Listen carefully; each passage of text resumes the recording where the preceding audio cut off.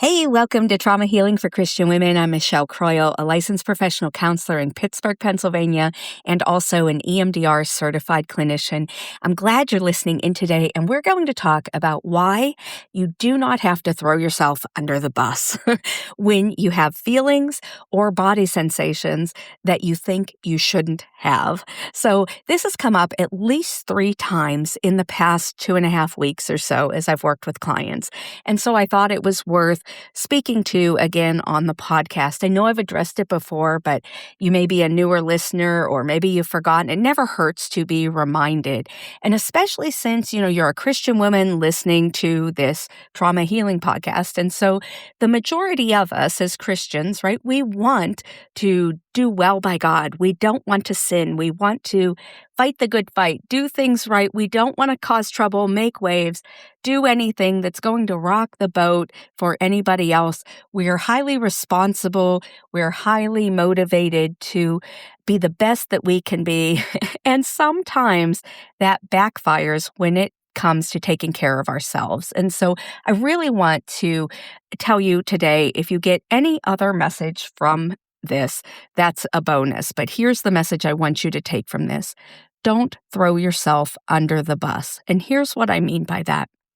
There's a tendency for Christian women, and that's the majority of the caseload that I have, that I work with, is high-functioning Christian women. So responsible people, whether in parenting or professionally or in church, whatever it is, there's this sense of these are the people who do a lot of good in the world in some way. They take their positions very seriously and they want to honor God with them.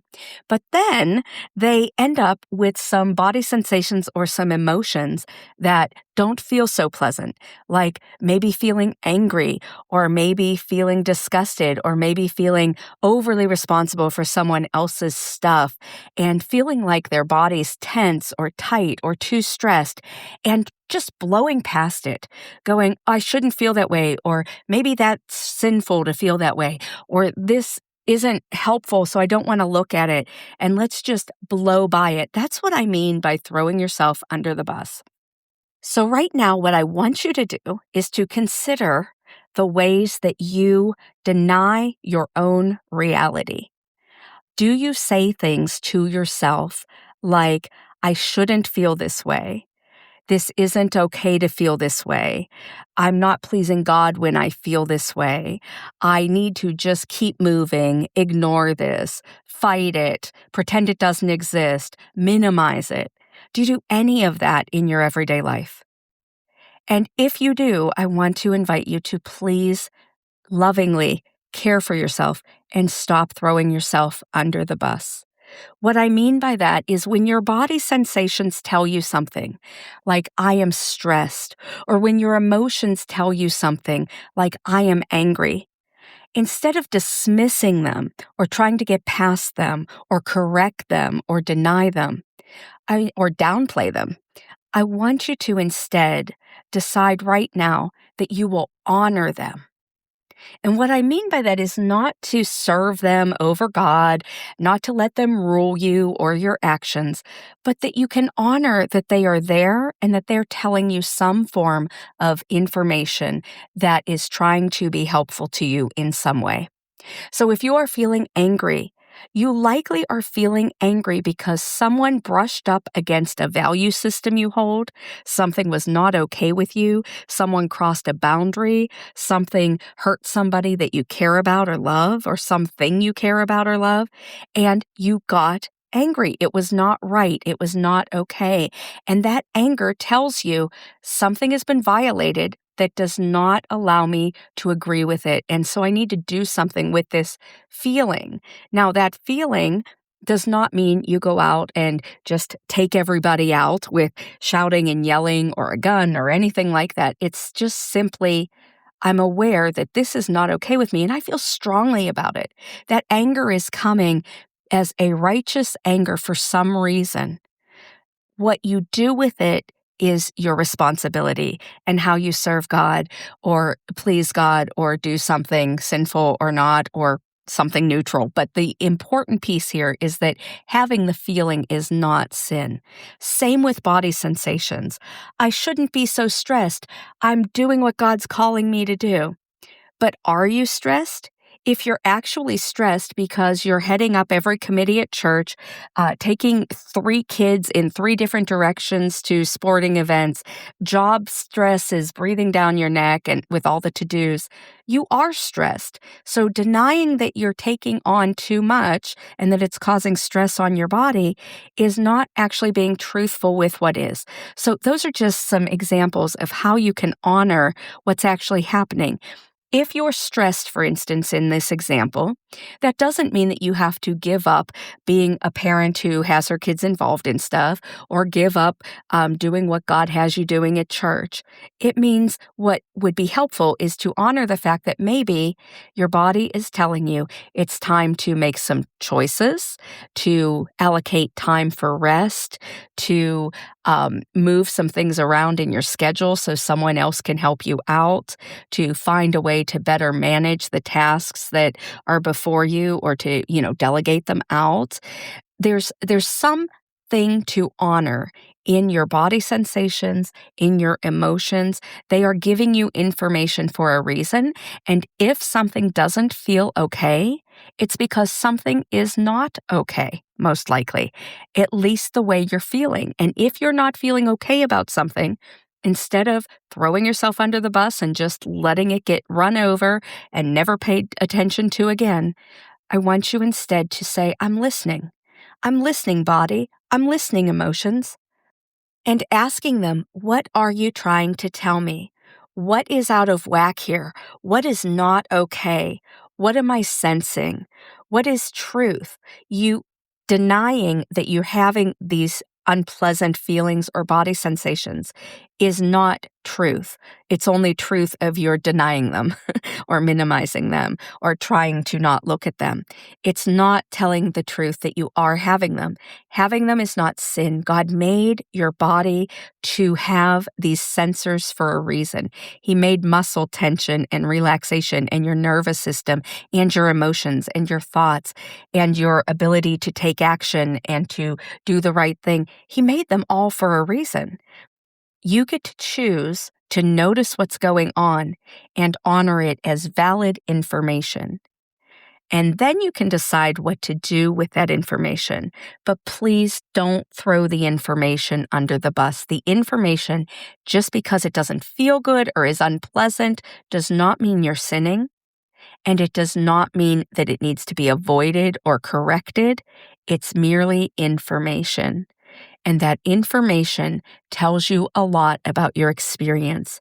And oftentimes for women, and especially Christian women, we've been socialized through whether, it's society in general or different structures in relationships with organizations or whatever.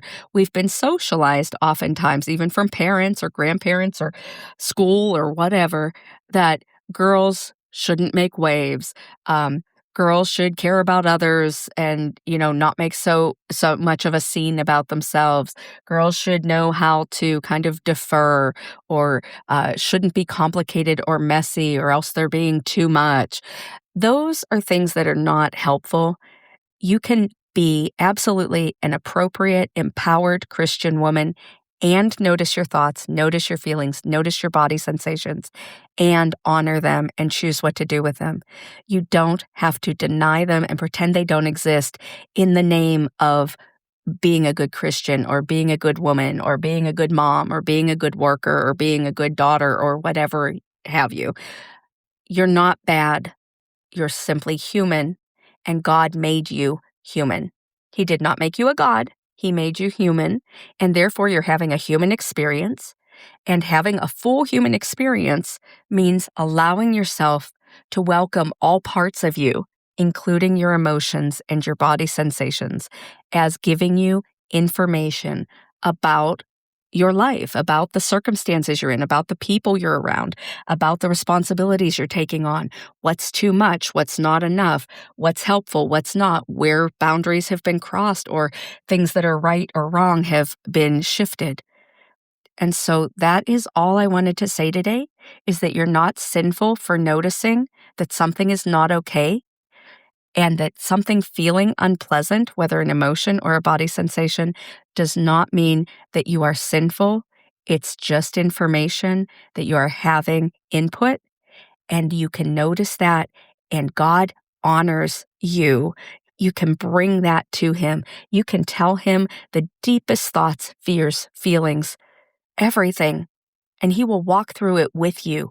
He's not asking you to deny reality and pretend it doesn't exist. He's asking to walk alongside you, that you hold His hand, you walk with Him, you seek Him first, and you share those things with Him. He knows you're having them. He's not surprised by them, and He's not shaming you for having a human experience. He made you as a human being.